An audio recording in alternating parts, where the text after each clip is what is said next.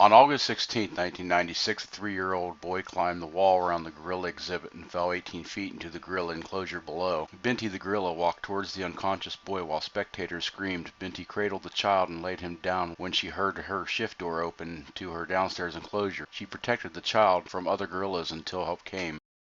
And another note in the news today. The nation's hairiest Good Samaritan is reaping the rewards of her good heart today. Lots of visitors and baskets of fruit from adoring fans, all for Binti Joie, who is the female gorilla who rescued a 3-year-old boy who tumbled into her habitat at the Brookfield Zoo near Chicago on Friday. Binti first cradled the boy, who suffered bruises and abrasions, and then took him to a service door where zoo personnel could get to him. And yet zookeepers shot and killed a gorilla after a 3-year-old boy climbed and fell into its enclosure at the Cincinnati Zoo. Why didn't they use tranquilizers? A zoo under fire for shooting and killing an endangered gorilla instead of tranquilizing him after the animal dragged a child around its enclosure. The child had fallen into that enclosure. Officials are now defending their actions. ABC's Alex Perez has the latest from the Cincinnati Zoo, and we warn you, some of the video you're about to see may be disturbing. Alex? Hey, good morning, Robin. You know, the gorilla exhibit here remains closed, but I wanted to give you an idea of the height of that barrier that the child climbed over. This is a baby gate. The barrier was about this high, 3 feet tall. The images jaw-dropping. Oh my gosh! A 450-pound gorilla dragging around a 3-year-old boy like a rag doll. This morning, the Cincinnati Zoo defending its decision to put down the 17-year-old endangered silverback named Harambe. That child's life was in danger, and people who question that or are Monday morning quarterbacks or second guessers don't understand that you can't take a risk with a silverback gorilla. They're very big. A child has fallen into the gorilla cage. The nerve-wracking ordeal unfolding Saturday afternoon. The child's mother watching from above. Mommy's right here. Authorities say the child climbed over the 3-foot barrier, made his way through wires and bushes, and then plunged the 15 feet into the moat. The gorilla cornering the boy and then picking him up. This child was being dragged around. His head was banging on concrete. This was not a gentle thing. At one point, the primate stops and appears to hold the child's hand, later propping the boy up from behind and eventually dragging him all the way to the other side of the cage. After 10 excruciating minutes, officials made the decision to shoot and kill him, saying that a tranquilizer dart would have been too risky. They had to do something very quickly. The dart takes too long. The child would not have a chance. The child home with his family now, suffering only minor injuries. This video from 2014 shows a 3-foot-high railing that separates the crowd from the exhibit. The barriers are safe. The trouble with barriers is that whatever the barrier is, some people can get past it. Much the same way you might lock your car and sometimes people get in your car. And no, the zoo's not negligent. Many taking to social media criticizing the child's parents.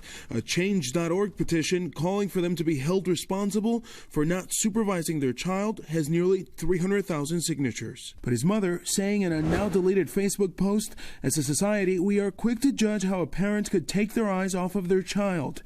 Accidents happen, but I am thankful that the right people were in the right place." Monday, a special vigil held for Harambe, who was nicknamed Handsome. A memorial for the animal now growing. And now word the federal government is investigating the incident. The gorilla exhibit here set to reopen on Saturday. Robin? All right, Alex, thank you. And joining us now from Miami is wildlife expert and communications director at Zoo Miami, Ron McGill. Thank you for your time this morning and your insight here, Ron. So the zoo there in Cincinnati, they stand by the decision that they made. Did they make the right decision, in your opinion? They absolutely did, Robin. This was a tragic situation. That gorilla was on loan to Cincinnati from our zoo in Miami, so there's a personal connection there. And having said that, they made the absolutely right decision. I need to let you know that that gorilla had no intention of hurting that child, and I don't think anybody believes that. However, that gorilla was disoriented. He was agitated. He didn't understand his strength. If you watch that video, you see how he takes that child into the corner. He's trying to get away from the commotion. The child is crying. The people are screaming. This was just a perfect storm of bad situations that ended in tragedy. And you alluded to it, Ron, but some people felt that when they saw the gorilla holding the child's hand and other things, that they thought that the gorilla was trying to protect the child. But you say that just isn't so. Well, I don't think he's trying to protect the child. He's confused. He certainly wasn't trying to hurt the child, Right. but he didn't understand his strength. And when you see him whip him through the water like that, as the director said, that child could hit his head on the concrete. Things you didn't see as he was lifting the child up on the exhibit. He was banging the child on the rocks. This was becoming an escalated situation for that gorilla. He was becoming more and more upset. It was a horrible, horrible situation, but that decision had to be made, because had it not been made and that child had been badly injured or, God forbid, killed, we'd be having a much bigger discussion about why didn't the zoo do something sooner. That's true. The 3-foot barrier that we keep referring to and seeing, is there more that zoos, not just there in Cincinnati, but across the country, can do to protect those that are coming to see this wildlife? I can guarantee you, Robin, that all zoos right now are reevaluating all of these barriers. You know, unfortunately, sometimes something like this happens and you say, you know, the Cincinnati Zoo, that barrier was great for 38 years. Then this happens and everybody's reevaluating. Anybody who says, oh, we're fine, we're comfortable, no. I can tell you every zoo is reevaluating everything right now. Probably so. All right, Ron Miguel, thank you. Okay, let's bring in Dan Abrams to get a little bit more on this. There's a lot of anger about what the zoo did, and also at the parents. Some people saying the parents should be held responsible. Yeah, and then you got to look at this criminal civil. You got some people even saying that they should be charged with a crime here. There's a misdemeanor in Ohio about endangering children by not properly supervising them, thereby opening them up to substantial risk. I don't think there's a chance the parents, the mother, is going to be held responsible criminally. Civil, separate question, but that would require the zoo effectively suing them. I don't think that's going to happen either. Is there any chance that the zoo could be sued? I think it's a better chance that the zoo is sued, potentially by the parents. So the mother could say, look, the fact that a 3-year-old was able to get into that enclosure is in and of itself a problem. And it's tough because, you know, when we all go to the zoo and they want to make it so it's that you feel like you're there in their environment, but you're not. And it's just trying to protect us from them and also not make them so encumbered. It's just so difficult. Look, this is a tragedy no matter how you look at it. Okay. Dan, thanks very much.